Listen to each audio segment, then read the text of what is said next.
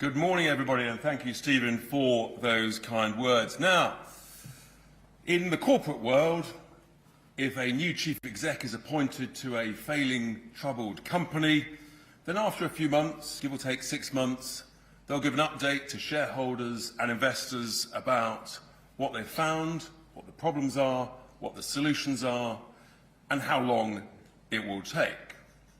The other analogy I'll give you is the footballing analogy. And essentially, we are 12 minutes into a 90-minute match. The ground is a bit dodgy because of the previous failing administration and management. The pitch is soggy. The ball's a bit wet and a bit soft because the establishment referee hasn't blown it up properly. But we're pushing on. And already after just 12 minutes, we're in the lead. And it's fair to say that the opposition can't quite believe it. Yes, we've had a couple of slips on the soggy pitch. We've had a couple of missed tackles. But actually, we're leading well. In fact, it's a high-scoring game so far. We've scored 55, and our opponents, a slightly strange coalition of Labour and the Conservatives, they've scored 29. And we've peaked last week. Well, I hope we haven't peaked, but we've made great progress with a record win just last Thursday, where we secured almost 66% of the vote in a council by-election in my constituency of Boston and Skegness. Not that I'm biased.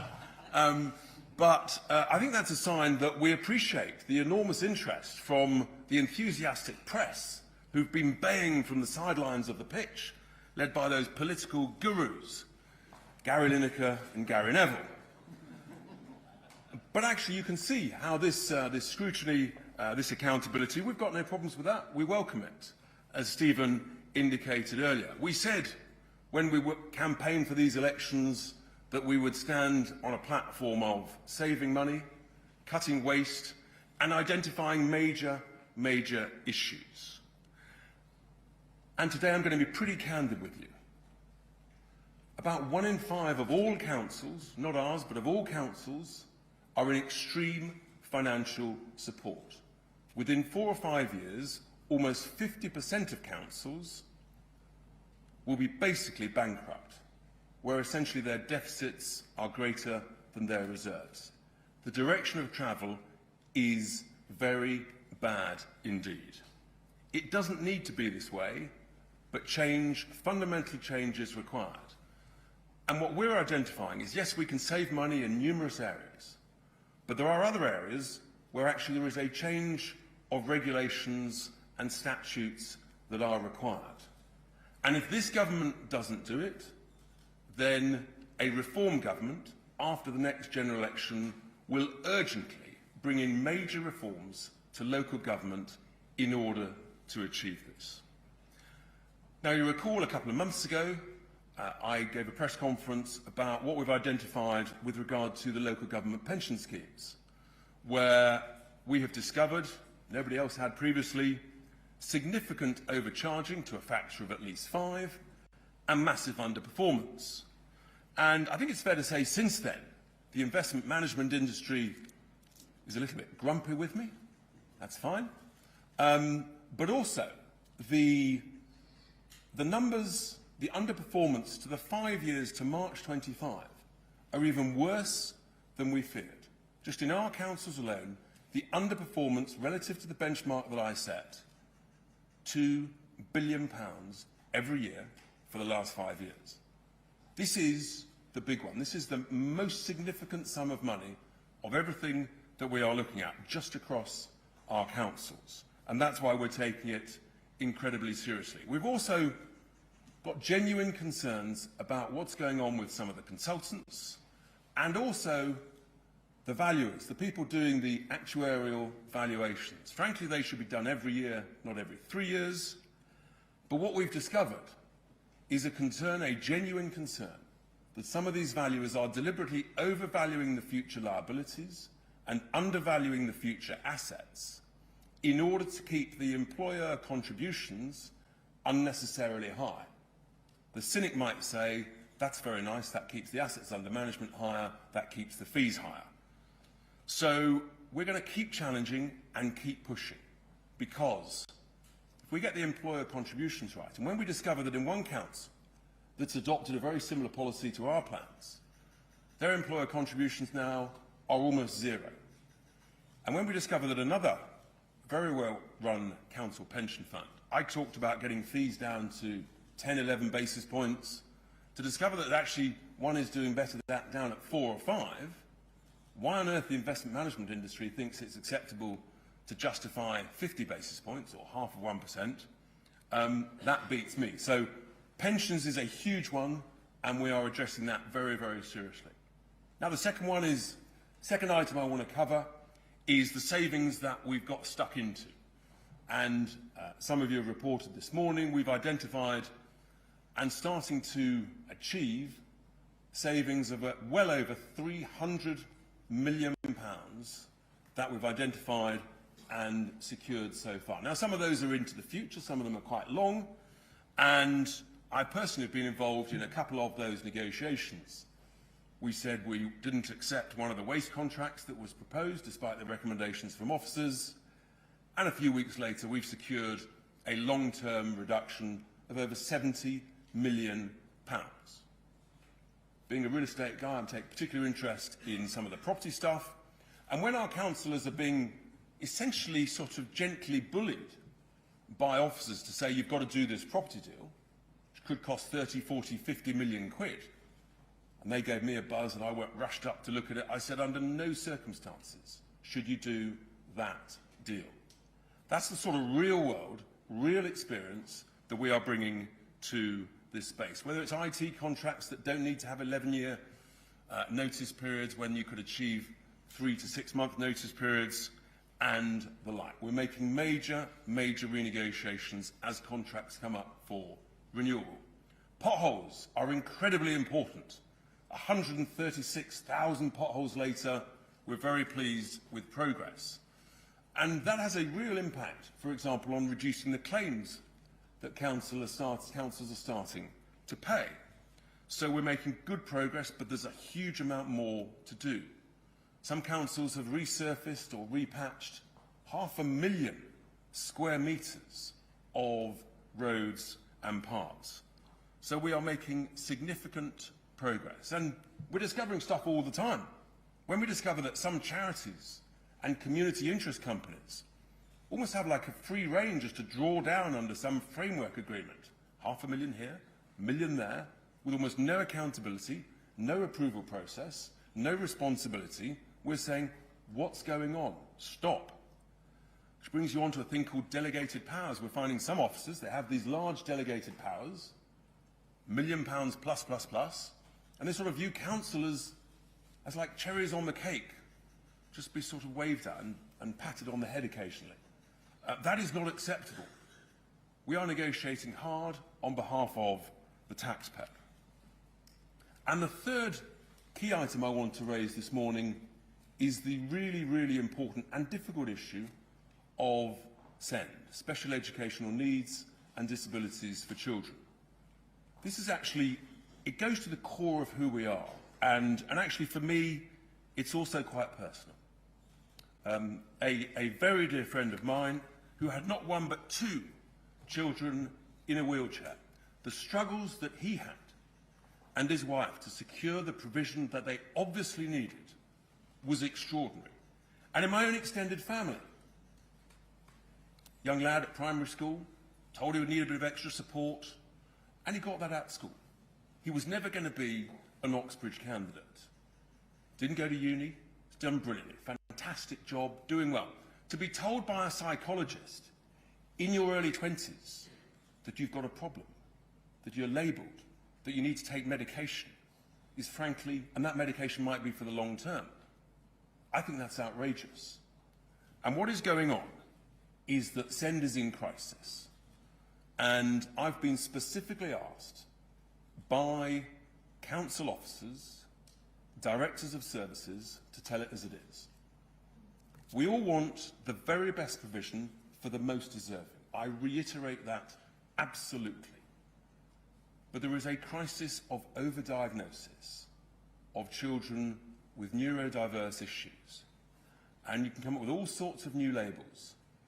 But when you hear that EHCPs, educational health and care plans, are 3 times the level they were 8 to 10 years ago, and that they're increasing in many councils now by between 8 to 10% a year, you say, hang on, our beloved children, they are not 10% more in need every single year. Basic common sense tells you that. So you say, what is going on? What is going on here with this overdiagnosis? And there's a whole bunch of factors. But the state and all of us, we're all suffering. In a sense, we're being sort of, in inverted commas, we've been given a bad deal. But the people who suffer the most are the children.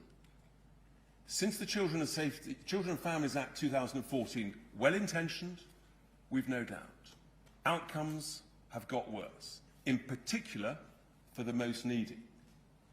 Think about that. 10 billion a year and counting and rising, and your outcomes are getting worse. And you get a situation where, in a sense, you've got taxi firms making off like bandits. I discovered a taxi firm, not in one of our councils, with a 4.2 million contract and only 10 drivers, apparently. Nice work if you can get it. Or they're not telling the truth. When you've got educational therapists and psychologists, they're doing so much reviews and assessments and reports, they actually haven't got time to do the intervention and the thought and the support and the therapy.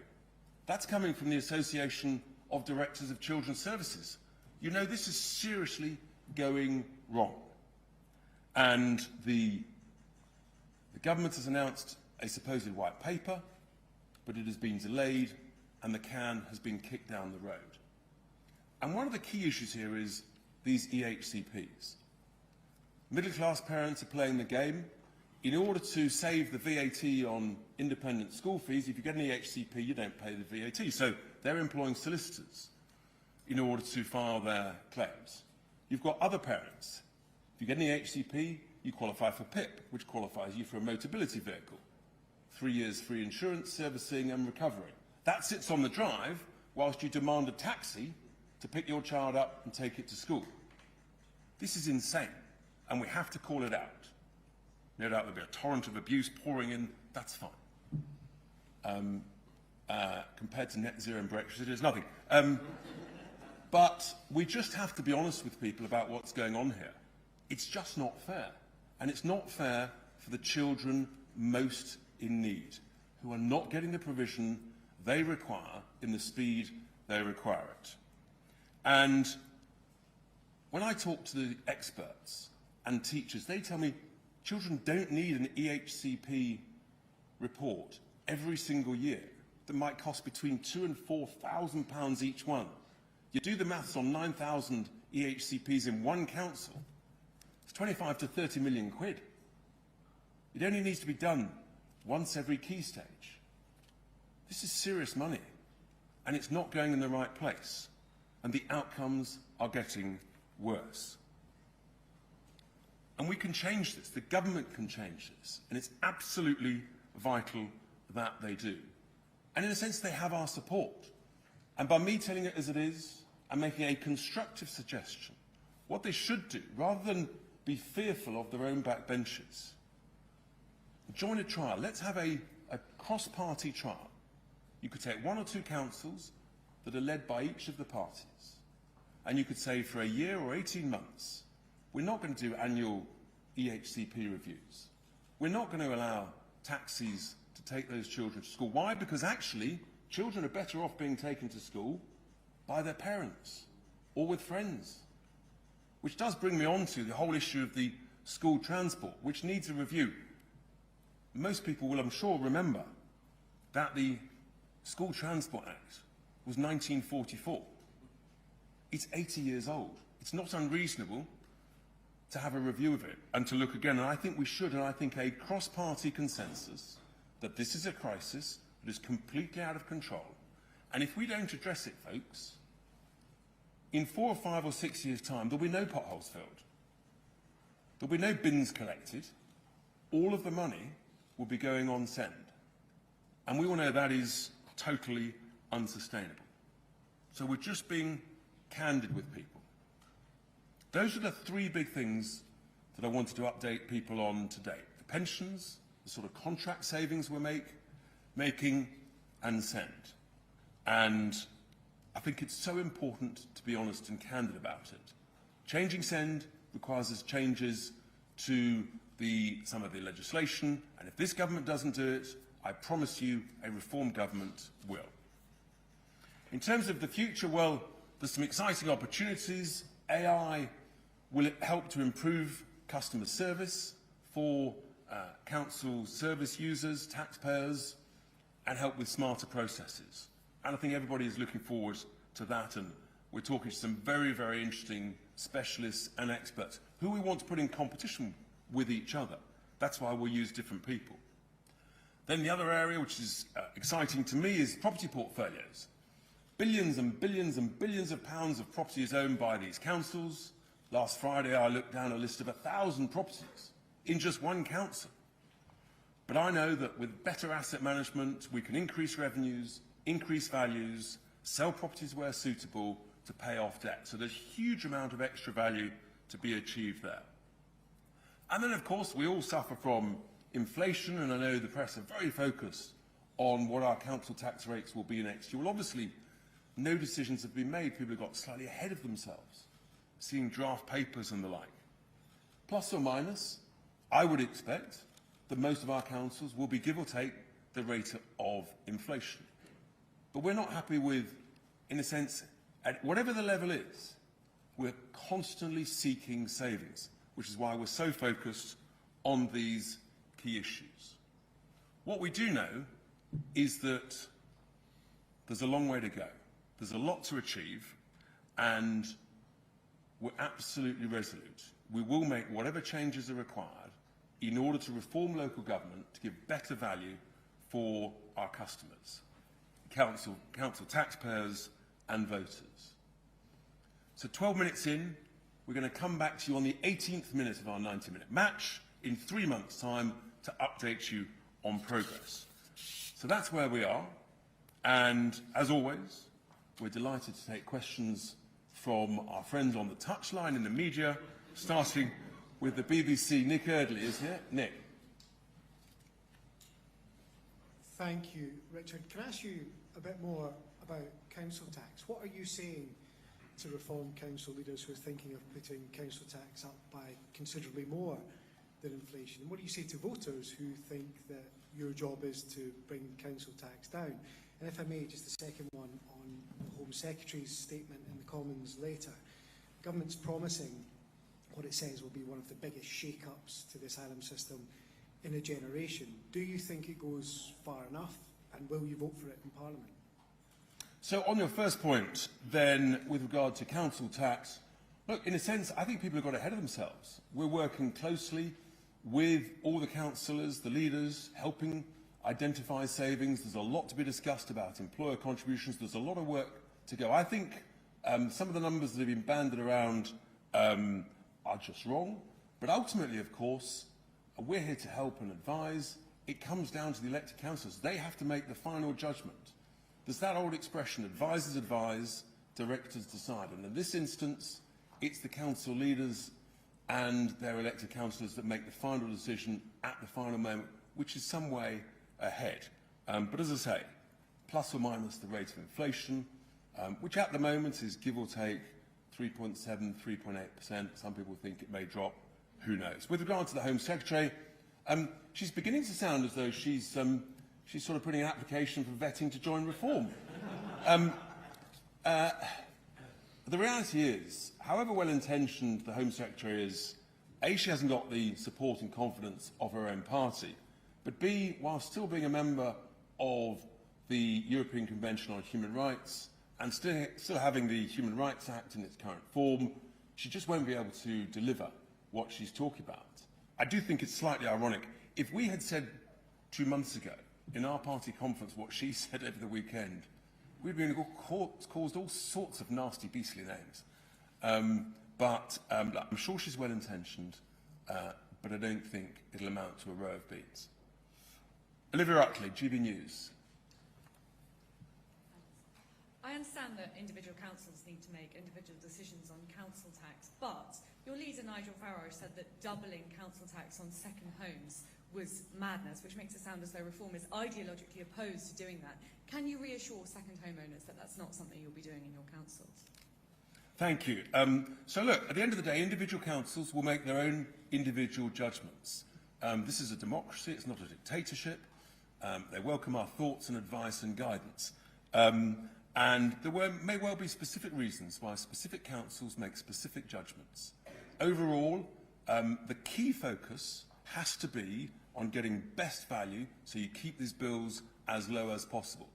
If we achieve the sort of things and potential and the savings when you change legislation and the like that I've talked about and will continue to talk about, then actually I think we're into a whole different space about where council tax bills really should be. So, that's the reality. Ultimately, every council is slightly different. It's got its own unique characteristics. And for those of you who think we've only got one flagship council, they're all flagships in our eyes. Carl Dinan from ITV News. Thanks, Richard. Carl Dinan from ITV News. If I could take you back to the migration announcement that we know is coming later today. Do you agree with the Home Secretary that illegal migration is tearing Britain apart, or do you think she's agreeing with you?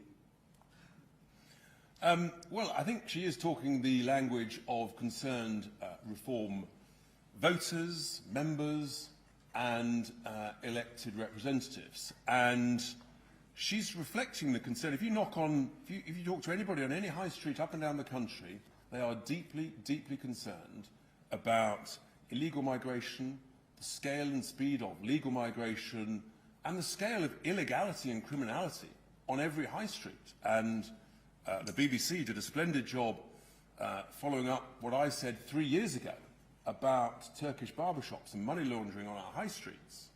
And it's of a colossal scale. And so those are the genuine concerns of ordinary folk who know that something is very, very badly wrong, where you've got shops, barbershops, vape shops, mini-marts appearing on every high street, clearly staffed by people who are probably on the most minimum level of wage, way below the actual legal minimum wage.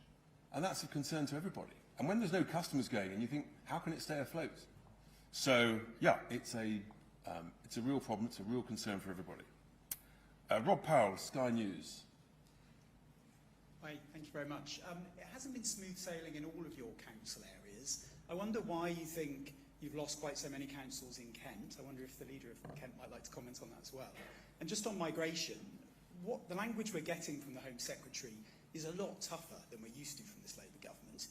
Are you a bit worried that this new hardline Home Secretary might succeed? Has she shot your fox?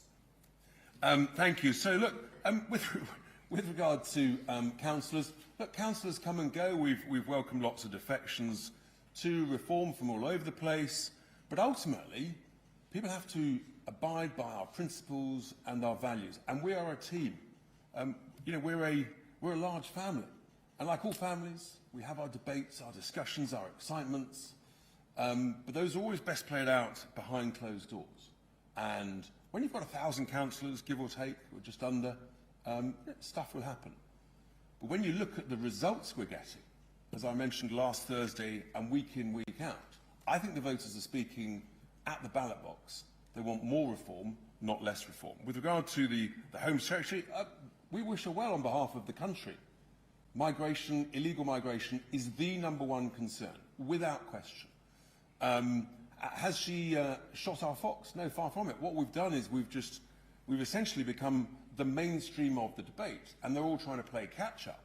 But we're still the most trusted party under Nigel's leadership with regard to migration, because actually we're the first people who had the courage to talk about it. And I think we've got a track record of, being seen to do what we say and have confidence. So there's a long way to go. The people would love the Home Secretary to deliver what she's talked about. But when she's already being attacked by her own side, more than by us, she's got a problem. Martin Beck for the Daily Mail. Thank you, Richard. One of your councils, Leicestershire, announced recently it's paying consultants £1.4 million to carry out a cost-cutting review. Is that something that you agree with, or do you think your DOGE unit could do the same for free? Thank you. Thank you, Martin. Look, the point is no one has a monopoly of good ideas. And inevitably, we actually want competition amongst ourselves to find out who's got the best idea on saving which process, using which AI, what smarter process. And the leader of Leicestershire County Council was absolutely clear that these consultants, they thought they could save tens and tens and tens of millions of pounds, possibly up to 75 to 100. Well, frankly, if they achieve that, then it's cheap at the price. If they fail, then there is a very substantial rebate. So, yeah, I think, in a sense, that's what it's all about. We'll do great work internally, we'll bring in consultants, and that's where we're going. So, we wish them well. And there are many other consultants who are approaching us, as you can imagine, and in a sense it's a case of choosing who do we think is actually going to deliver. So, the Telegraph, Tony Diver.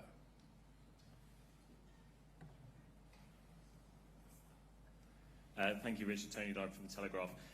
Can I ask you a bit more about this point that you made on parents who are trying to dodge VAT on private schools by having their children signed up as SEND? Can you just explain exactly how that works? And do you think there should be consequences for solicitors who participate in that?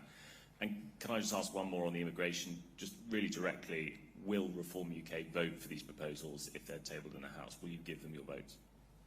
So look, this is what happens when, smart people will find a way around daft legislation. And this is the inevitable consequences of Labour's absurd policy of charging VAT on independent school fees. It's raising the square root of not a lot, and now actually it turns out it's costing vast, vast amounts. So the best thing the Labour government could do, alongside other reforms to send, is to scrap VAT on school fees, which is it's not generating anything. It's imposing greater pressure on schools and greater pressure on the SEND system. Look, with regard to the Home Secretary's proposals, let's see what is brought forward. I mean, who knows? She might need our support to get it through. Christian Calgie from the Express. Hi, Richard. Very simply, does Reform agree with the latest announcement we heard this morning from the Home Secretary over plans to nick watches and jewellery and heirlooms from migrants who arrive illegally? Yes, I mean, I don't know whether that's been properly reported or what. I think what people's overriding concern is if someone can pay a couple of £1,000s to a people smuggler to get a boat to enter this country illegally, I mean, bluntly, why should the British taxpayer pay any legal aid to them? They've broken into the country. If they've got that money to pay a people smuggler, well, then they can find a friendly lawyer or a nice charity who'll do the work for them. Why should the taxpayer pay? It's not right. It's costing us an absolute fortune, and it's the most needy in British society who suffer the consequences. Ted Hennessy, PA. Hello. What can Reform do to tackle what you describe as the colossal overdiagnosis of children with conditions such as ADHD? Yeah, thank you. So, from the experts and the teachers that I've spoken to, and the officers, the best thing to do actually is to push it, almost all of it, back to the schools. The schools know best, the teachers know best, and to stop labelling people. Just say, you need a bit of extra support. You might need a bit of extra time. You've got to the mad situation now where children who don't have any form of label are now starting to feel left out. They're feeling that, in inverted commas, they're the normal minority. This is insane. And that it's becoming a sort of school joke. And I'll just raise one more point. The sight of children in classes wearing ear defenders, I'm sorry. This is just insane. It's got to stop. The teachers want it to stop. The heads want it to stop. It's not the right way forwards. And I just repeat, the simple conclusion, the simple overall summary, is that outcomes are getting worse. And there's, in a sense, the reason why a trial is probably the right way to go is actually, given where it's got to, much better to try something for a year, 18 months, see what's working and what needs tweaking, than take ever more years before coming up what you think is the perfect legislation. And that's our offer to the government. Noah Keat at Politico. Thank you very much. Along with SEND, clearly another huge part of any council's expenditure is social care. How optimistic are you about the Louise Casey Commission on adult social care being effective and being successful? Clearly there have been some cross-party talks at a national level. Do you think they can work any further, or will, like lots of these cases, it get kicked down the road? We're not in favour of kicking anything down the road, and we're delighted to work on a cross-party basis, seeing the experiences that we're having in our 12 councils, and we're working with new providers, different providers who think they can provide a better service in a different way, more cost effectively, and in a sense, the beneficiaries are those most in need. And that's why governments mustn't kick it down the road. Try things, do things differently, welcome new ideas, changes to practice, smarter processes. All these things are what's needed, and I think what voters want. They don't want things kicked down the road. Lucy White, Bloomberg. Thanks, Richard. Given that some of my colleagues have already alluded to that you have faced hurdles with the DOGE experience so far, how much do you think, and what lessons do you think could be transferred from your local council experience to if you were to face these same issues at a central government level? And how might you combat some of the backlash that you're likely to face at a central government level to making those same types of cuts and savings? Thank you. Well, look, we are, at all stages in life, we never stop learning, and we should have the courage to accept that. And we're learning those who are being enormously helpful and those who might have a little more sort of, shall I call it, questions. That's fine. And I think that as we keep making progress, if we do what we're intending to do, which is provide better service, better value, then more voters will vote for us, and ultimately a general election that we intend to win and win big, then all of those in the public sector need to recognise that's the will of the people. And we can't carry on like this. I mean, I talked earlier about councils going bust. The country is going bust. We've got no GDP growth. We've borrowed 100 billion in 6 months. The bond market's pretty upset last Friday when they realised that the Chancellor has not a clue what she's doing and how to create growth and how to stop spending. So I would say to everybody in the public sector, actually reform is needed, change is needed, work with us, let's deliver that, let's use smarter processes, let's use the excitements of AI, and we can deliver better value and get this country and this economy growing again. We all remember 2.5%, 3.5% 20, 30 years ago. We can do that again. Otherwise, it's not looking good. Tim Stanley, the Daily Tea. Oh, that's not my copy. Jennifer Williams. Hi. Two microphones. It's like I'm giving the press conference, isn't it? On immigration, Thatcher said that the best tribute to her was Tony Blair. Is the Home Secretary a tribute to reform? And on local government, we know that we are where we are because of austerity, right? Because of cuts made by the coalition government, by people like Danny Kruger over there, that starved local government of money, and also because there were restrictions placed upon their ability to raise tax. So, given your experience of local government, given you can see the squeeze on things like social care, will you repudiate austerity economics? And if you're elected to national government, will you do the obvious thing and give more money to local government to help them to look after their people? So with regard to your first point, look, ultimately, let's see what the Home Secretary delivers. But, you know, copying is the greatest form of flattery. And we like to lead fashion, we don't follow it. And I think that's what the Home Secretary is doing. With regard to with regard to the councils, absolutely the opposite of your diagnosis, which is totally fundamentally flawed. It is just the callous waste of money on processes and things and reports and reviews and assessments that are not needed. It is the issue of gold-plated defined benefit pension schemes that we have to have an open, honest discussion about for future employees. We're in danger of the whole UK economy becoming an unfunded pension liability with flaps. We just don't need to do a whole bunch of stuff that is being done. And that's how you make progress in the private sector, when you eradicate unnecessary processes, unnecessary cost centres, then all of a sudden you find actually you don't need to charge as much for a better product. And just imagine if we could go back to weekly bin collections. Instead, we hear from councils that they've got to do new food collections with a new different bin, which may well require a different lorry, at the tune of hundreds of millions of pounds. Is that going to improve our bin collections? I'm not really sure. So it's like the enhanced packaging tax this November. It's absurd. It's totally unnecessary.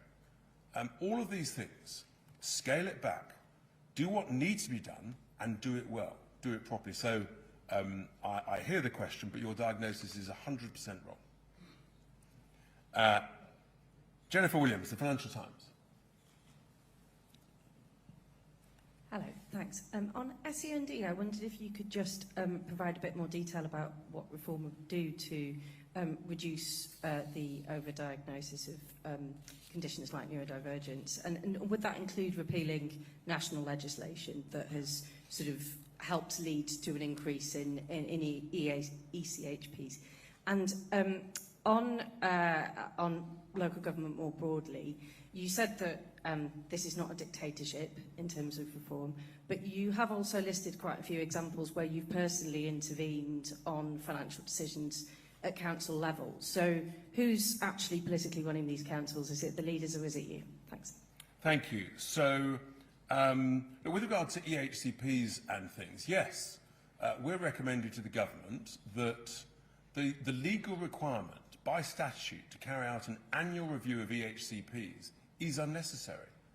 It's $2 to $4 grand a pop, and it's consuming so much time and not providing any extra benefit in the vast majority of cases to the youngster, to the child. And I'm advised by the experts, once every key stage is, as a general rule, is enough. And that's why I say, look, to the government, accept our offer, do a cross-party trial basis and see what works. And I think we've got to have the courage to say, trust our teachers in the schools more. In a sense, it's sort of devolving the responsibility and power to those in the classroom and their seniors, as opposed to what you've got at the moment is a very adversarial relationship between the parent and the council, and then the teachers and the psychologists. We don't need this adversarial relationship. Make it a partnership at the classroom level, is what I would say. With regard to my own input, look, it's called experience, wisdom, advice, and when my advice is sought, I'm delighted to give it, and when people think they know best, that's absolutely fine too. But I have got sort of, crikey, 40 years of experience in real estate, so I'm not surprised when one or two people pick up the phone and say, Richard, do you think this is a good deal or a bad deal? And if it's a good deal, great. If it's a bad deal, I'll say so. So, thank you. Peter Walker, The Guardian. Richard, seeing as we had so many questions about councils, can I ask about something else? The new head of your student organisation, the former academic Matthew Goodwin, has argued repeatedly on X that people from minority ethnic backgrounds are not necessarily British. He's defended this to us and said he completely stands by that point of view. This is a sort of view which was normally associated with the far right. Nigel has had a very close firewall on people and views of the far right, keeping out of his organisations. Has that now gone, or do you agree with Matthew? I just think your assessment is completely wrong. Matthew is putting out some really important messaging. You may or may not agree with all of it, any of it, or none of it. But that's the joy of free speech, that's the joy of challenge, and the very fact that reform has moved the whole debate on illegal immigration, legal immigration, shows that actually we're in touch with the wishes of the people. I know people have sort of all these sort of smear labels. I just think the message from the voters, voting for us in record numbers, tells a story. People have had enough of their hospitality, their generosity being ripped off and abused. So do you agree with Matthew? I can agree with Matthew on lots of things. Life would be boring if you agreed with absolutely everything. What would we talk about? But that takes me to last, but definitely not least, from the Mirror, my friends at the Mirror, Sophie Huskisson. Hi, thank you, Richard. So I just wanted to pick up in your speech where you spoke about someone you knew in their 20s being labelled and getting medication. You were worried they'd be on medication for life. Obviously, I don't know the specifics of what you're talking about there, but I just wondered if you could set out your position on maybe, was it children with SEND that you were referring to, having medication. And a second, if I may, since last YouGov polling last week found 60% of people in Britain support net zero policies. Do you admit that Reform's plans to scrap net zero are not in line with what the public wants? So, with regard to the individual case I mentioned, if someone's being really successful, they've gone all the way through school, and in a sense they've benefited from the extra support in the classroom that I touched on just now, to then be told you've got a problem in your 20s, which requires medication, and that might be for the long term, you start to question, you know, what's going on here? Is it the vested interest of the pharma companies? Is it the vested interest of the psychologists wanting more work? I mean, this is a successful young individual. It's beyond me.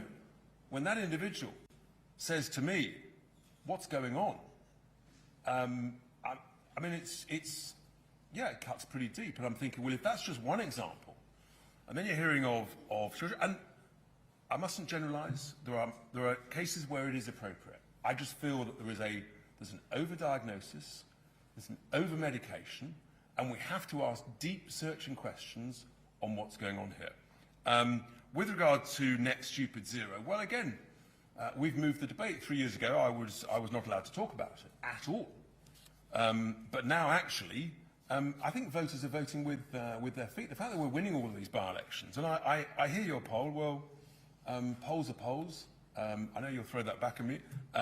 But the reality is, when an energy boss admitted 3 or 4 weeks ago that even if the price of gas goes to zero, the price of electricity bills at the next election will be equal or higher than they currently are, you know we've got a problem.